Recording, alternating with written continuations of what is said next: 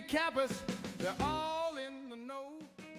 No case of the Mondays. Welcome into a new edition of Betting Weekly Hardball on this Monday, June 16th. I am Doug Kezirian alongside Albert Nguyen, also known as Analytics Capper, as we get a new work week going on this relatively new show here in the summer, part of the Bet Rivers Network and Betting Weekly family. We also have Betting Weekly Fast Break. That's 1 hour from now, 3 p.m. Eastern, noon Pacific. But Albert, good to be with you as we attack an abbreviated card on this Monday.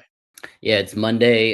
It's nice to be back in town. I just visited you in Vegas last week, so that was great, just hanging out and spending time together. But yeah, excited for the card today. And there's a couple big things we need to talk about: the Rafael Devers trade that shocked the world yesterday, the baseball world at least, and then obviously Shohei Ohtani's pitching debut tonight as well. 7 games on today's docket. We just want to remind you that we also have plenty of other content across the board for all sports. Released this morning, Betting Weekly Dojo, which is with Nigel Seeley and Neil Channing. They discuss prioritizing betting opportunities. And as I mentioned, ahead of tonight's Game 5 of the NBA Finals, we have Betting Weekly Fast Break, top of the hour. And Wes Reynolds will be joining us, and he was also in Friday's show. And we've been doing well. Albert, you're 3-1 in your last 4 baseball picks. You've done well in the finals. I'm 6-1 ATS in games 1 through 4 on the props. So doing well there. We're going to break down some more props coming up, but I definitely want to dive into, you mentioned it, Ohtani's debut as a starting pitcher this year. And sure enough, it's when the Dodgers host the Padres, and Bet Rivers is giving away a free prop pack today for this Padres-Dodgers game. And to claim it, you must opt in by 10 p.m. Eastern for first pitch. No purchase or wagers required for the free pack. Just opt in before the game time to get it. Check out the Bet Rivers app for all details. Now, he's going to be on a pitch count. We're expecting 2 innings. So it's interesting that books are doing props and things like that. Just overall, not necessarily a bet. What are you expecting from Ohtani here? We haven't seen him in quite some time on the mound. Yeah, it's hard to really distinguish or decipher what's going to happen in just 2 innings, right? We know he has great stuff.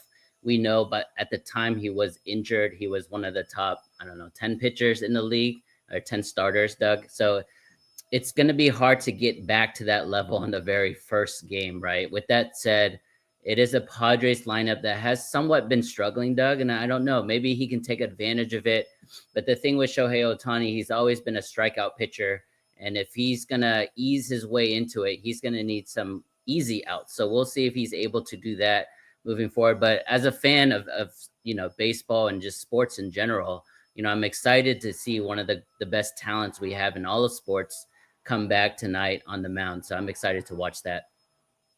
I agree. I echo that sentiment. Now, I'm a Dodger fan, but I'm also a sports fan. So to see the two-way player, so to speak, in baseball, frankly, it's been something I've been saying, curious why we don't see some of these college stud hitters and pitchers be able to at least hit a little bit in the big. So I'm excited for this to happen. Obviously, an MVP in that realm. And it's a Dodgers-Padres rivalry we get to see. It's interesting money line just because we know Ohtani's just going to have such limited action.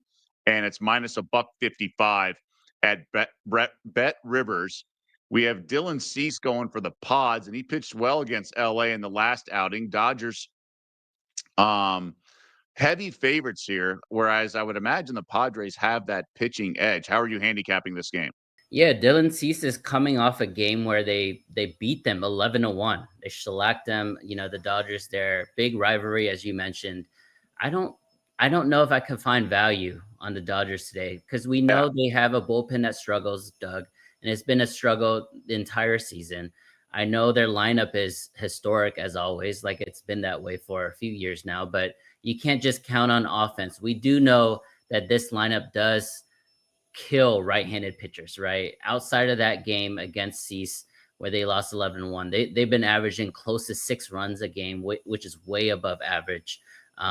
Extra base hits above average, home runs above average, and even bases and walks, right? So, it's hard for me to sit here and say Ohtani's on the mound.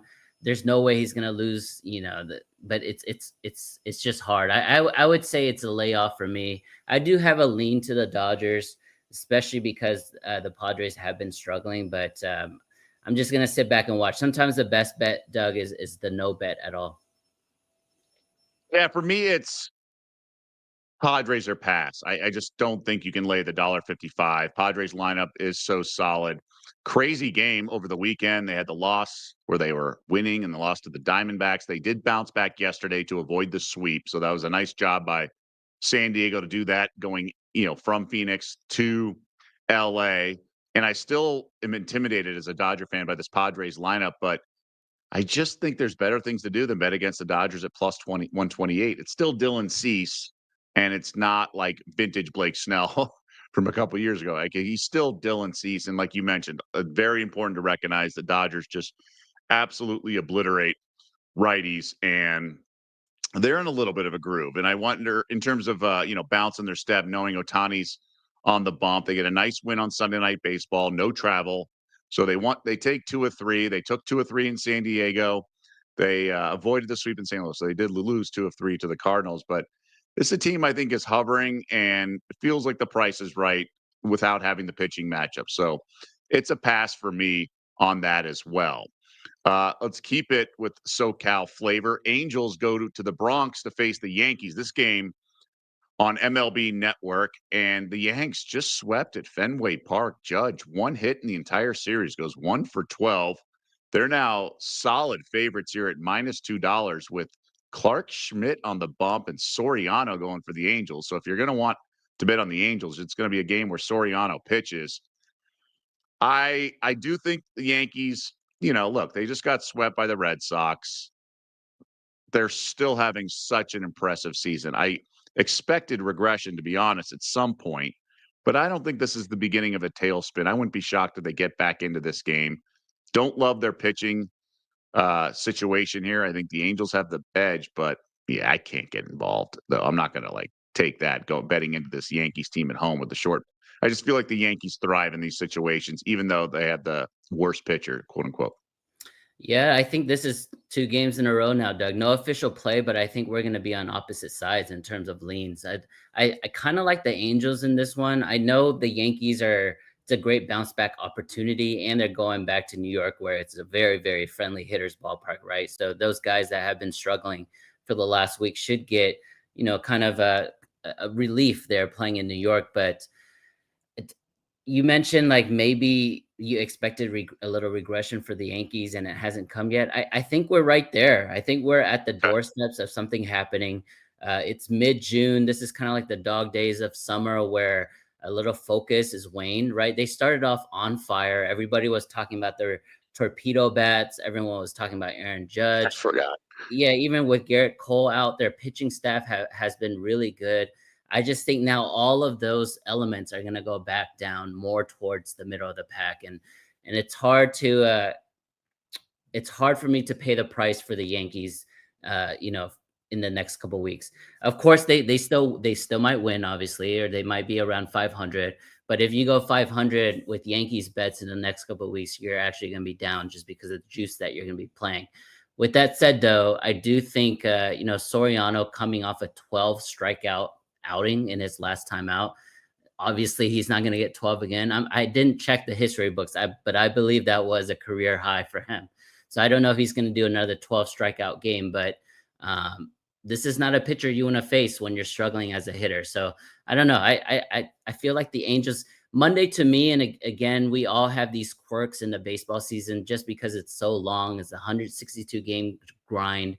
But I like dogs a lot on Monday, and then I like favorites more on Friday. A lot of that is quirky, a lot of that is more like my internal belief, but I think there's a better chance for the Angels tonight to steal one game in this series. Funny you mentioned the Yanks. If you go 500, they're 14 games above 500 in first place, right? They're actually minus a fraction of a unit on the year. So Wow. if you've bet the Yankees every game, the net result has actually been losing, quote unquote, even though they've outperformed everything. That just shows you how hard it is when teams are favored nearly every night to continue to back them. And their run differential has been solid too. So that's kind of interesting. I've seen a lot of buzz for Judge with the short porch to get back on track and at plus $3. And Bet Rivers has plus 350, which is really high in the market. I don't typically get involved with these kind of home run situations unless it's just a guy who's like, 9 for 12 against a guy with 6 of them being home runs. I would not bet plus 350, but I think if I were to, I think this is the time to do it because that's pretty enticing.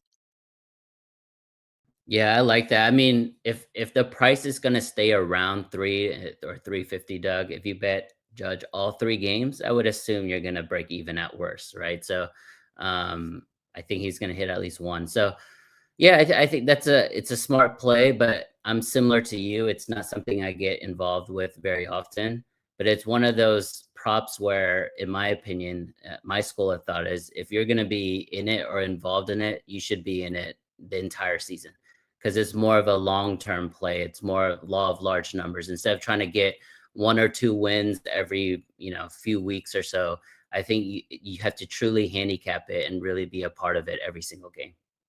Isn't it price dependent though? I mean, is the spot good? I mean, he's coming off 1 for 12. He said, I got to swing at strikes, blah, blah. I mean, people are just assuming, I guess, is he due? I mean, I don't know. Like sometimes, I mean, look, it's a streaky sport. You're in a groove, and I'm not convinced he's in a groove right now. Obviously, he's not. So can he flip the switch? But I do think that kind of price, like I would not bet plus 300. So plus 350 feels like a bet I would want to do. Yeah, that makes sense if you're getting way more. Obviously, it's built-in COV, if you will. And let's Right. say he had gone into let's say he's going into this series hot. Let's say he went 8 for 12, against the Red Sox. What would this price be, right? So you're right. It depends on, your feel, the matchup, the pitching matchup as well. And then obviously the ballpark. They're in New York. So you're gonna have, a lot more opportunities for these short fly balls to get out of there. So again, I'm not familiar with it. I would say do your research and see how he does against this pitcher. See how he does against coming off a series where he hits less than 100. So yeah, That that catches my attention, but you're right. I mean, there's like dead arm or whatever you want to say in a lot of these situations, and that's something that you know. I'm just trying to go off his. I'm trying to call up his previous stuff. I mean, he's the guy I'd want to. I mean, Kikuchi's been solid, but from a strikeout standpoint, before that, it's 3, 2, 1, 4, 5, and he faced the A's and got 12 Ks. So I'd be looking at under if anything yeah. on that one. So we mentioned the Red Sox. And huge, huge news yesterday, like you said, shook up the baseball world. And Steve from Lynn, Sox fan, been busy with work, had no idea about the Devers trade until you said it. Damn. And then he says they gave away their best player. This team is a joke. Been a Sox fan since birth. Used to work at Fenway. That's cool. Unreal. Sorry to disturb the bet chat. Hey, we understand we're all betters, but we are also fans at the core before we were betters. And it was a stunner. I mean, look, it's like they're behaving like a small market team that can't pay these things. Now they did get the Giants to eat the whole sort of salary, and there was some tension with the position move, but there's got to be a domino effect here as the Red Sox go from a sweep at home cross country to Seattle. And without Devers, you wonder how the locker room's going to respond. And there are human beings involved. And it was a strange timing because they've won 5 straight, big sweep. Maybe they're getting back into the thick of things. They're calling up some of their young guys. And like I said, a bounce to their step. And I think the Seattle team's much better than people realize. I don't think they have the pitiful offense that we've seen in recent years. I think they can at least do a little bit more than you think, or more than I thought coming into the season, just because they were like odd. You can martingale unders almost, but I absolutely would look at the Mariners in a run line of sorts and things like that. But the Boston lineup has burned me a little bit. So I know they lose Devers, but still, this lineup's been getting to me. Yeah, I guess a couple of reactions to the Devers move. I'm not as close to Boston, obviously, as a commentator there. First of all, never apologize. The more you comment, the better for us. More feedback for us in real time. So definitely ask questions and let us know how you feel. With that said, in terms of the mindset that Boston has, I hate it, right? Because they are not a small market team. In fact, there's reports that for a family of four, going to Fenway is the most expensive ticket in the entire majors, right? That's more than the Yankees. That's more than the Cubs, the Dodgers. So I mean, they're making a ton of money. We know that. This is already their second superstar blockbuster that they've given away. They gave up Mookie Betts just a few years ago. But this move in a vacuum, Doug, I actually don't hate. I like Devers as a player, but there's been so much tension with him now for a couple of years there with the franchise and management. But I would say, coming off 5 straight wins, including a sweep of the Yankees, you think they're riding high. You look at the standings, they're still fourth in their division, right? There's still 3 teams in front of them. So I actually don't hate it. We'll see, how the players pan out and what happens. But that is a lot of contract that they're moving out. It is a little bit of a cost saver. But for this game specifically, from a betting perspective, I usually don't overreact to negative news, especially news that's so one-sided. The public and sports media, national analysts are just hating on this trade. So you would assume everybody's going to just continue to hate that from a money perspective when they're betting. And so that's why I usually stay away from it. But this Seattle team is really good, and I think Seattle. We talk about how the Yankees are entering, a potential moment or doldrums where they play, mediocre baseball. I expect the opposite for Seattle. I like the Seattle team a lot. There's actually a lot of value or a lot of talent in their lineup. They've been underperforming, and I think this is a good opportunity to, string some hits together, string some runs, make some wins. And I like Seattle tonight. I'm going to make an official play. I do think it's a little juicy, but I'm going to stick with it. I like Seattle. They're the better pitching matchup tonight, and also without Devers, the better lineup. Okay, so Seattle minus 182 at Bet Rivers. Yep. You're going to go with the Mariners, and I talk about this, or at least I did originally. I do it to win a unit, or my usual play, whether it's a half unit or unit. Do you risk like you would a dog, or do you do it to win? I risk. So in this case, I would Okay. risk 1.82 units to win 1 unit. Right, so okay, so it's to win. Okay, so good. A lot of people have had different theories. Um, it's always interesting to get sort of. I've never really heard even a explanation for why. It's just like a preference. There's no like, well, I look at it this way. It's never been any sort of conviction. So that's also and the pitching matchup favors. You got Gilbert on Seattle. That's a time you want to bet. Yep. And what do you make of Giolito? He's a guy who's had distinct home run splits. And I faded him last week at Fenway coming off a shellacking, and he pitched lights out against the Rays. But he's been good across the board, or all things considered, on the road. So the road has not been a bugaboo. But I do think the travel spot's a little tough, all things considered.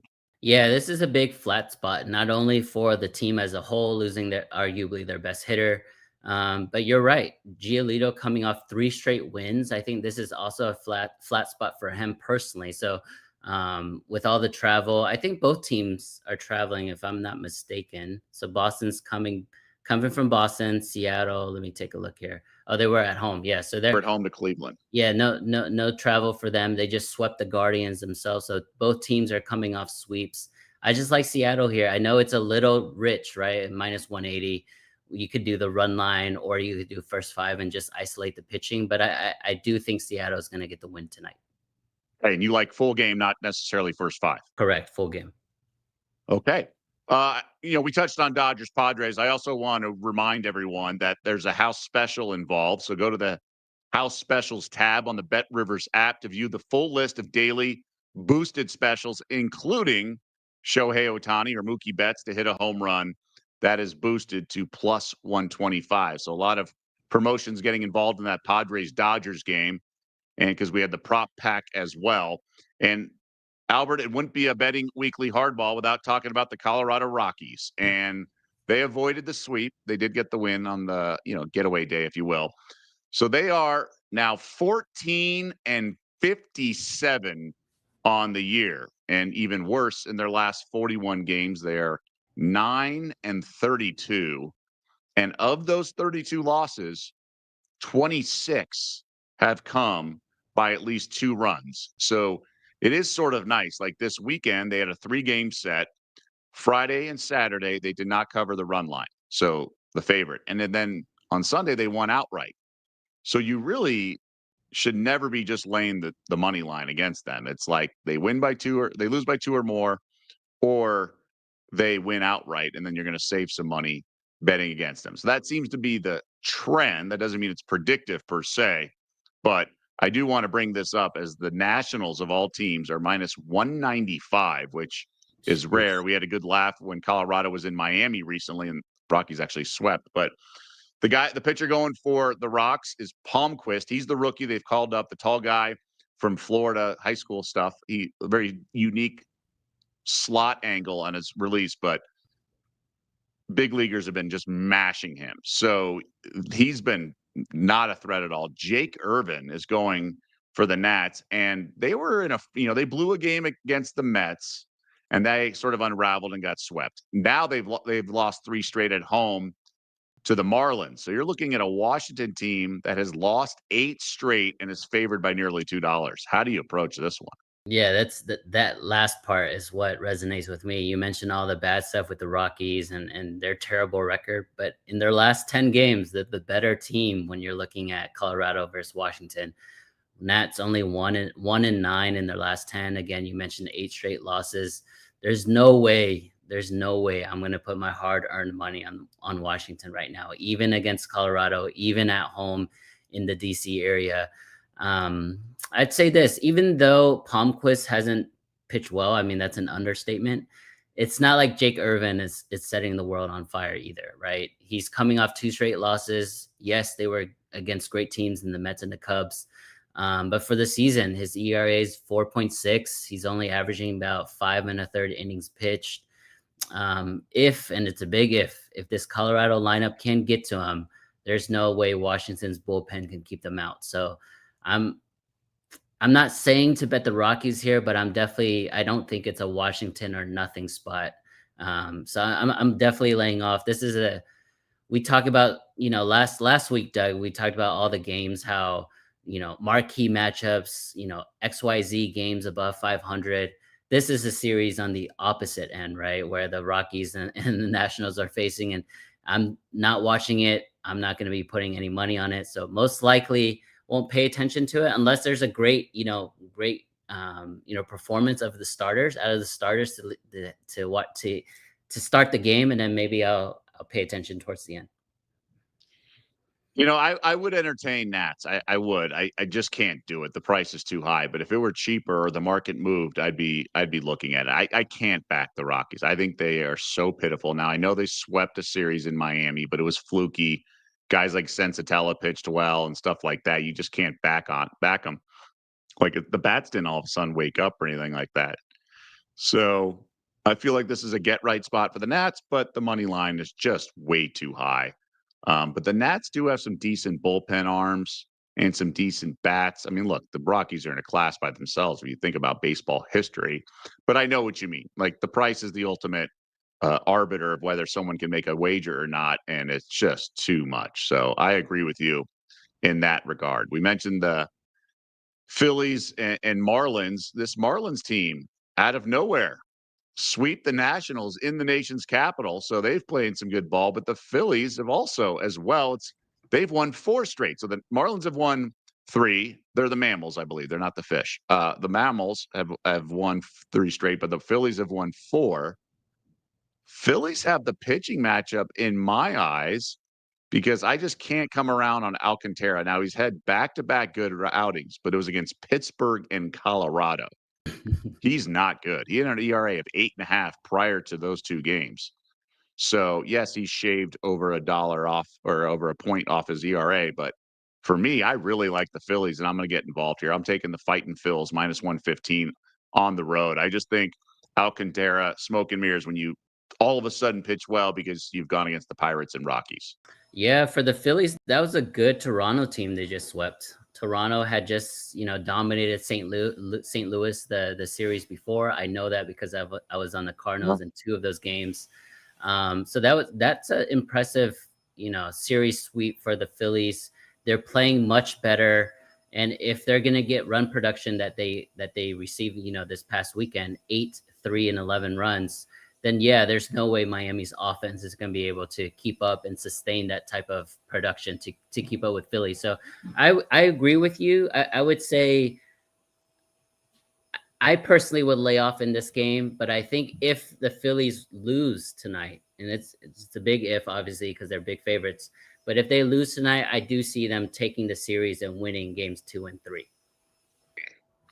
I was looking at the team total as well. I just wanted to isolate Alcantara and not rely on Mick Abel for the Phils. It's 4.5 and the over's plus 108. So I was like, that's interesting. You get plus money. I do think the Phils can open up a can. It's just yeah. Probably a first 5 is tempting too, the money line.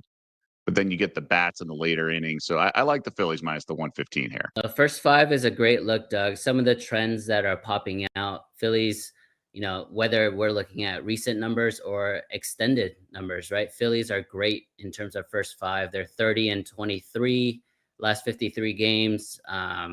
Away games, they're 22 and 8 in the first 5. So I mean, they're a team that likes to jump ahead. They do have all the talent there in terms of their lineup. So I agree with you. It's probably a first 5, but I wouldn't be afraid of the full game either. It could be one of those trifecta spots. I bet Rivers, the money line's a little cheaper in the first 5. It's minus 106. So why don't I do this? Why don't I chop it up? Why don't I go half my usual half unit, so a quarter unit on the Phillies, minus 115 in the game, but also Phillies minus 106 for a quarter unit as well. So I'll chop it up. And that's something I do a lot. If you don't have a specific angle, because usually I like the first 5 because it's, I'm betting on it, in this case, like Zach Wheeler going for the Phils or something like that, where I think it's worth it. I don't want to turn it over the bullpens and blah, blah, blah.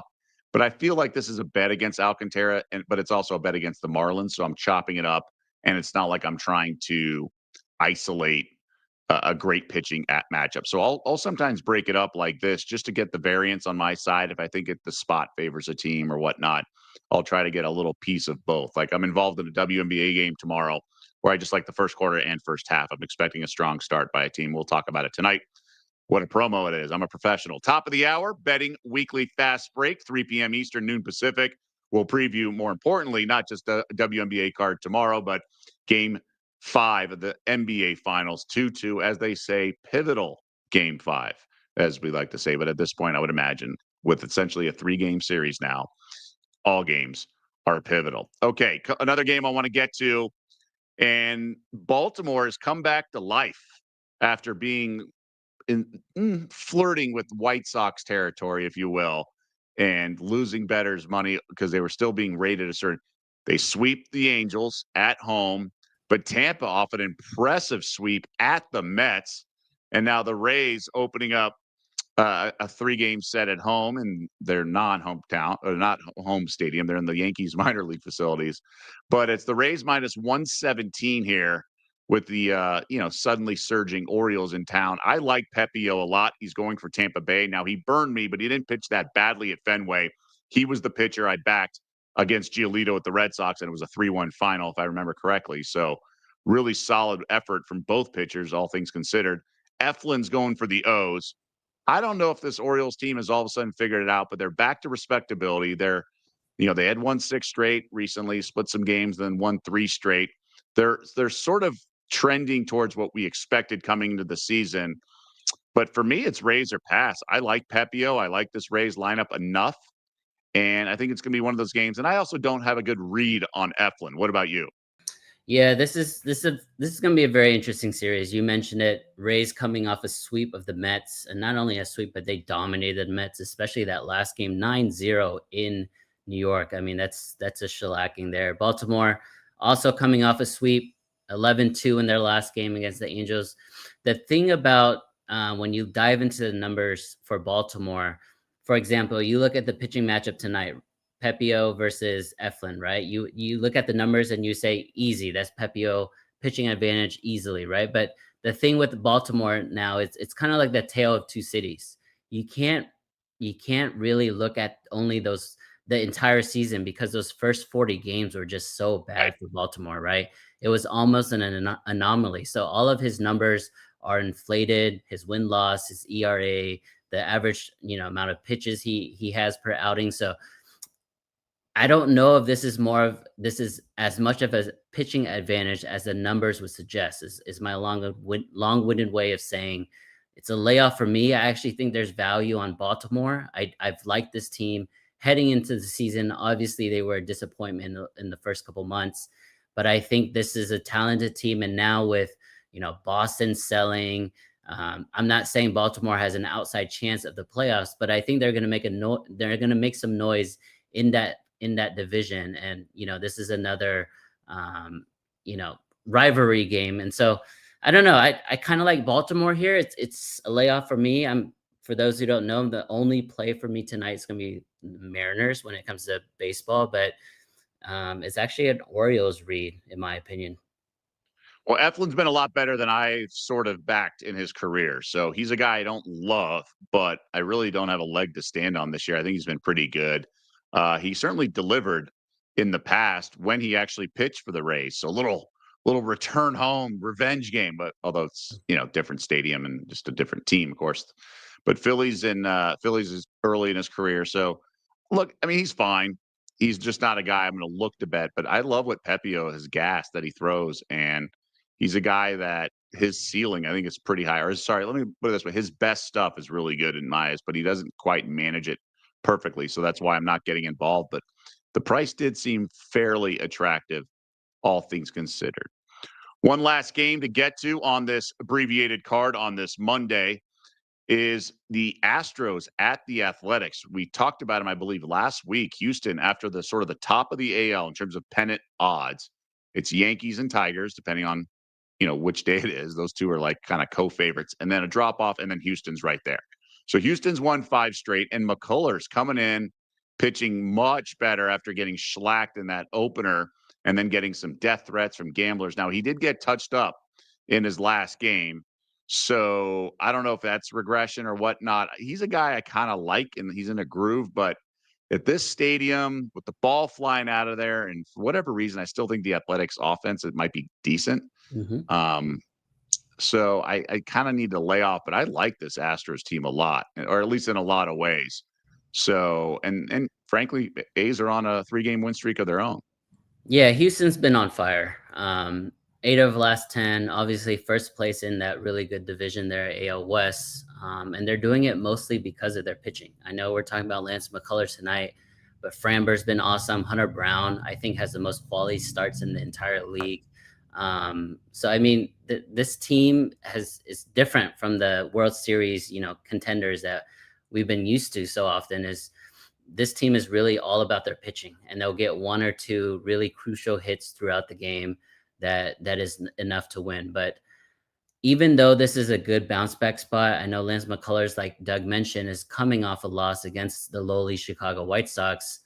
I like value here, and I think the value is on the Oakland or Sacramento Athletics. I like them for the full game. I think this is the closest game I have to another official play. It might even end up being in play by tonight, but I think there's a lot of value on an Athletics team that has a really deep lineup, 1 through 9. You're not going to get easy outs.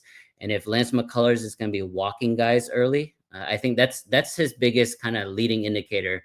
If he has 1 or 2 walks in those first couple innings, you're going to have a bad game. But if he's, tight and clean and doesn't, walk anybody, that's when you're going to get the 8 innings pitch and things like that. So I'm definitely going to take notice of those first few innings, see how he's doing from a strike versus ball perspective. And if it's closer than I expect, then I think Oakland's or the Athletics are going to steal this game in the end. And that brings up something Albert had touched on. It brings up something I've mentioned before. One of my favorite things in game wagering of all the sports is baseball and the broadcast team. And the analyst, who's not the play-by-play guy, the analyst is a former catcher or manager, and listen to what they're saying in terms of what they're seeing on the stuff of the pitcher early on. And Albert just touched on McCullers will show you if he's going to have a good day or bad day, which side of the bed he woke up on. And I think that's when you can pounce, because the algorithms are not adjusting accordingly. They don't have some sort of formula in the modeling and the algos that says if McCullers walks a guy early, then it's going to be that. It's just not how it goes. So much of the algorithm in-game line is based on the closing line of the game. And so if you believe that or you think that trend, that's a good angle for in-game wagering and even in-game prop bets as well with some of these pitchers and even tonight in the NBA. So that's just something to file away as you look into this stuff. And we also want to let you know about another show here on the Bet Rivers Network and the Betting Weekly umbrella. Tomorrow, 1 p.m. Eastern, and it always happens Monday through Wednesday, Betting Weekly Tennis Live. Mitch and Nigel covering live wagering opportunities. And in this case, we have 4 grass court tournaments going on. So I know, Albert, you are very much into the tennis, have done well. And the French Open was recently. So there's a lot of opportunities in tennis. And I know those guys are certainly on top of things. Yeah, I love watching their show. It definitely helps me as a bettor. It gives me a lot of the trends I don't think about. You know, when you look at tennis, you just think about one-on-one, right? It's singles matches, who has the better serve, especially on grass. But I think the way that Nigel and team breaks it down gives you a different perspective on things, and it's been very helpful. You know, Doug mentioned this. It is grass court season, so the bigger servers, the bigger forehands, those are the guys that most likely are going to get things done just because it's harder to break them. But this is all culminating towards Wimbledon, right? So just look for that. I guess one piece of advice is a lot of these top tier players are really using these tune-up tournaments truly as tune-ups so that they can be ready for Wimbledon. It doesn't mean that they're going to lose on purpose, but it also doesn't mean they're not going to try 100% in all these matches. All right, so we'll recap our best bets in a moment and the official plays. Just want to touch on some comments from our comment section. Maserati Fox talking about the Judge plus 350 home run prop now that he's home and can maybe get back on track against Soriano and the Angels. He says, wouldn't be surprised if Ron Washington, that is, walks him every at bat, makes someone else beat them. Yes, he's cold, but it only takes one swing. I agree. I'm stunned these teams pitch to him. Now, if there's a guy on, like Goldschmidt gets on, whatnot, fine. But I've seen Judge solo homers throughout the season. I just don't get it. But especially if the Yankees are doing this well on the season, you'd think teams would adjust. But Ron Washington's old school. Maybe that's the right approach to a guy like Judge. Do you think that manager, and I would have to look at Ron Washington's decisions against Judge, but I mean, that is part of the equation, right? Like if Judge starts the game, that bet is action, no matter if they're going to walk him or not. I agree with you, and I agree with our comment. I think that more teams should walk Aaron Judge or any other hitter that's on fire that can change the game by himself, with just one swing. Ron Washington, just from my experience, when he was managing the Rangers, early 2010s, making those World Series, he would do that. He would definitely walk guys like Albert Pujols. It bit him in the end because, Cardinals ended up getting a clutch hit and we ended up losing anyways. But he's shown history to walk these guys. And I think that's the right approach, even with Aaron Judge coming off a 1-for-12 series. Understood. All right. I'm going to put a bow on things. Any other things that you forgot to mention in terms of the games before we get to our best bets?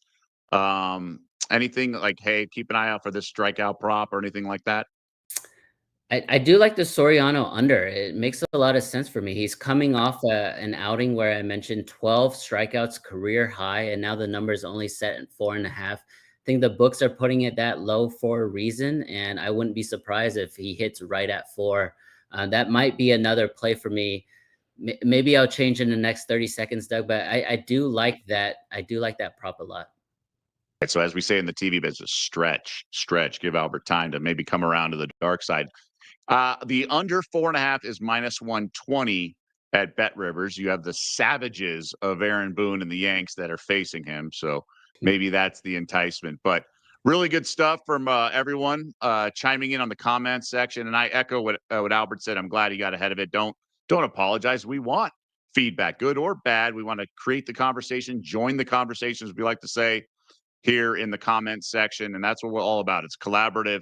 And that's the beauty of doing these live shows. So our official bets are for Albert. He's going to lay the juice for the Mariners, -182. Logan Gilbert on the bump with Lucas Giolito and the Boston Red Sox in town. And I'm going to go with my usual half unit on the Phillies, but I'm going to split that half unit, so a quarter unit, both on the first 5 minus 106 and the game money line minus 115. I like the Phillies to take care of business against the lowly Marlins of Miami. So that's going to do it for this edition. One last check with Albert to see if you want to get involved in that strikeout prop. No, let's just stay away. I'm gonna keep it Mariners. I like that prop as well as Athletics, but let's keep it as leans for now. And if you guys like it, let me know. Let's cash together. Yeah, that would be the only side I would play on that one. But Albert, you're back tomorrow, but for Betting Weekly Fast Break. So we're going to get your reaction to tonight's Game 5 and look at the Game 6 just spreads and points and, points props, things like that. So a good breakdown is that, because it will be a closeout game for one of the two teams playing tonight. So we appreciate it very much, Albert. And then also Betting Weekly Fast Break for Game 5 preview is coming up in just 20 minutes, 3 p.m. Eastern, noon Pacific. Wes Reynolds in the hot seat. We'll hope you join us to get all our plays, and we hope to stay hot with our NBA's finals plays. And we'll also look ahead to tomorrow's stack card in the W, 5 or 6 games, if I remember correctly. So for Albert Nguyen and everyone behind the scenes that does all the heavy lifting with the research, directing, producing, I'm Doug Kezirian. We'll see you back here tomorrow.